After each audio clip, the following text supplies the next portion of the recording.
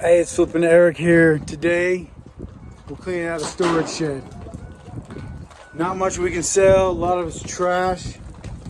But here's the deal. So we went to the owner and we said, hey, we'll clean this out. We'll pay a $100 deposit. We'll do this for free. So, not much we're gonna sell. But what I would keep an eye out on is toys, leather jackets, ski boots, chairs, furniture. Crutches are good.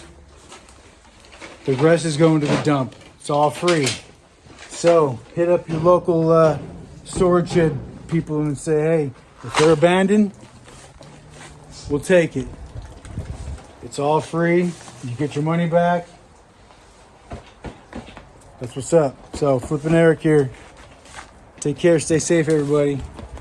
Get yourself some storage units. You might find something.